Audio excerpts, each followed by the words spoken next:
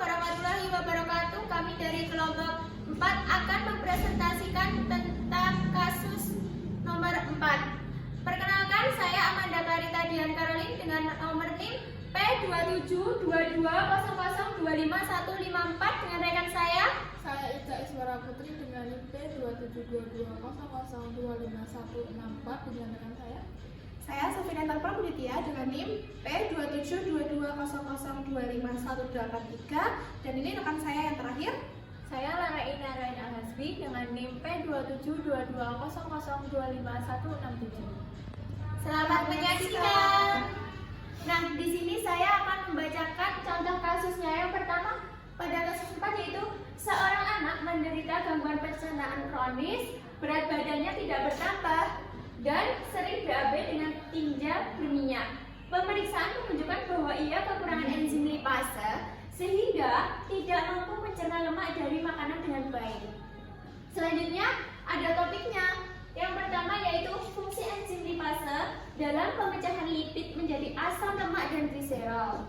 Yang kedua, gangguan penyerapan vitamin larutan lemak A, D, E, K. Dan selanjutnya ketiga yaitu malabsorpsi lemak. Yang pertama saya akan membaca soal analisis 1. Apa sih fungsi utama enzim lipase dalam sistem pencernaan? Nah, saya akan menjelaskan sebagai berikut. Fungsi utama enzim lipase dalam sistem pencernaan yang pertama yaitu enzim lipase ini dalam sistem pencernaan untuk memecahkan lemak dari trigliserida menjadi molekul yang lebih kecil yaitu asam lemak dan gliserol. Nah, jadi molekul yang lebih kecil itu asam lemak dan gliserol. Nah, pemecahan ini untuk tubuh dapat mencerna dan menyerap lemak dengan lebih mudah. Enzim lipase ini diproduksi di beberapa organ. Organnya yaitu pankreas, lambung, mulut, dan hati. Nah, ada fungsi lainnya.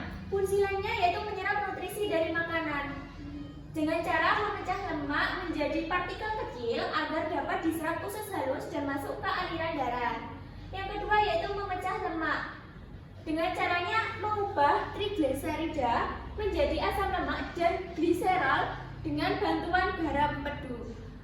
Selanjutnya yaitu ada yang ketiga, mengatur kolesterol. Nah, dengan ini membantu pembentukan HDL dan LDL lalu memindahkannya melalui aliran darah.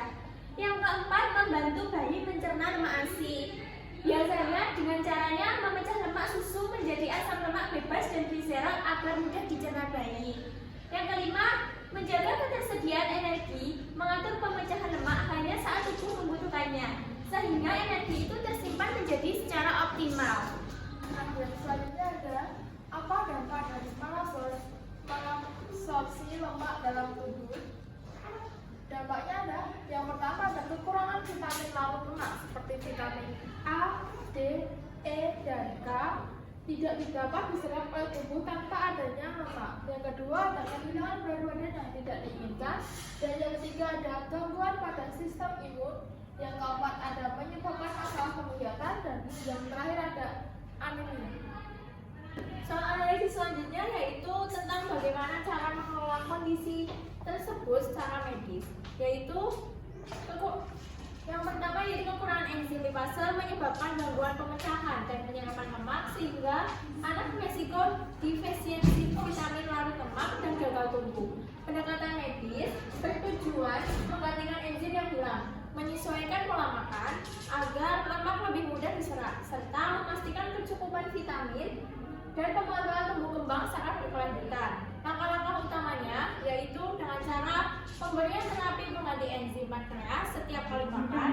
Yang kedua, penyesuaian diet rendah lemak dan penggunaan MCT oil. Yang ketiga, suplemen vitamin lemak yaitu A, D, E, dan K dalam bentuk yang mudah diserap. Yang keempat, pemantauan pertumbuhan dan status gizi secara berkala. Dan yang terakhir yaitu penanganan penyakit dasar yang menyebabkan defisiensi lipase. Nah, untuk soal analisis yang terakhir itu ada mengapa kekurangan lipase bisa menyebabkan kekurangan vitamin. Nah, jawabannya adalah vitamin A, D, E, dan K itu larut dalam lemak sehingga penyerapannya sangat bergantung pada proses pencernaan lemak. Jika lipase tidak tersedia, lemak tidak dapat dipecah dan diserap dengan baik. Akibatnya, vitamin-vitamin tersebut juga ikut gagal diserap sehingga terjadi defisiensi vitamin larut lemak. Sekian presentasi dari kelompok kami. Bila ada kurangnya mohon maaf. Wassalamualaikum warahmatullahi wabarakatuh. Terima kasih.